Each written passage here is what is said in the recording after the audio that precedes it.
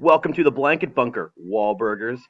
Your contributions to our contest of the best blanket fort or best pillow fort have been fascinating. Thank you very much. I will finish scoring those and our hand washing timing for tomorrow for Friday.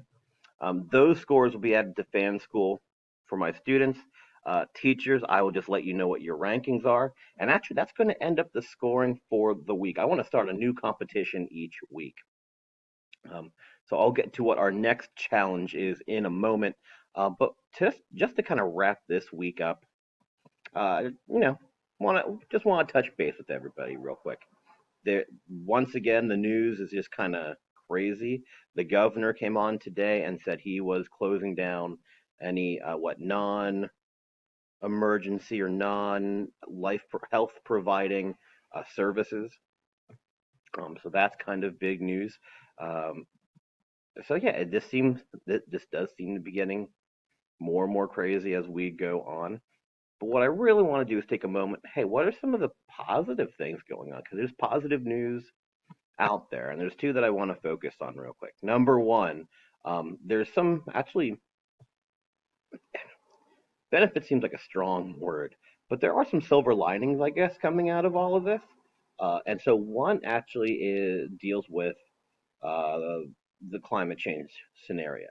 That because everyone has been either quarantined or businesses are just not doing as much stuff as they had been, there's been an environmental impact. So I'll put the link on, I'll probably put it on both Twitter and the Schoology there from NBC News, but just some of the environmental impacts of the self quarantining issues. So, like, for example, in Venice, Italy, that city with, all the canals and everything and the gondolas, yada, yada, yada.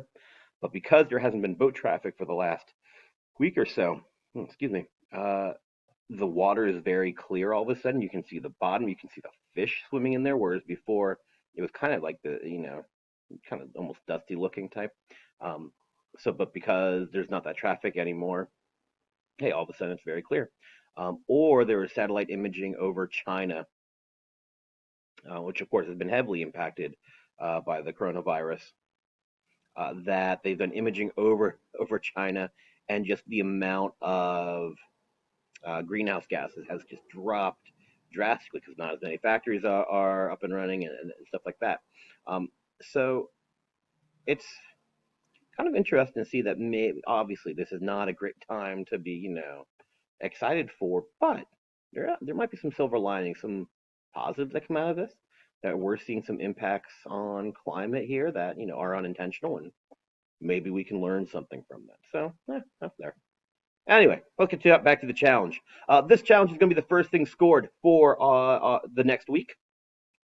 And I'm actually going to give you until Sunday at 8 p.m. to do it. Um, Now, this is going to be a lot of time for something that might seem very simple.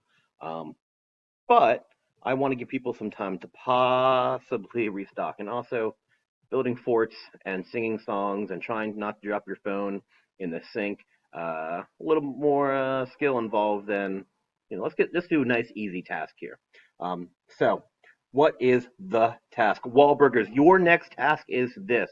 One of the most important things to do during self quarantining is making sure you have enough food in your kitchen, in your pantry, whatever. I simply want to know what are four of the foods that you have in your pantry or your food supplies, whatever that is. And the most bizarre assortment of foods wins. Now, just as an example, and unfortunately, this is not going to be the most crazy example, I don't think. But four things that are in my pantry right now. First, we got sugar. Plenty of sugar. I don't really use sugar in and of itself a whole lot, but I have it in case I want to make stuff. What else do I got? I got some walnuts. Yeah, they're great to munch on, whatever, or put wherever. Let's go with this guy. Nice little breakfast item here. Got some oats. Make some oatmeal in the morning. Things like that. Yeah, so far this has not been anything too crazy. Maybe the crazy part, but maybe not. Definitely doesn't go with the others, I don't think. We got some chickpeas. We got some garbanzo beans. Chop them up and make hummus. Emergency hummus. We all need that sometimes there. So yeah, those are my four things: sugar, walnuts, oatmeal, chickpeas. Um, Not the most bizarre, I don't think. I guess chickpeas is the odd one out, but whatever.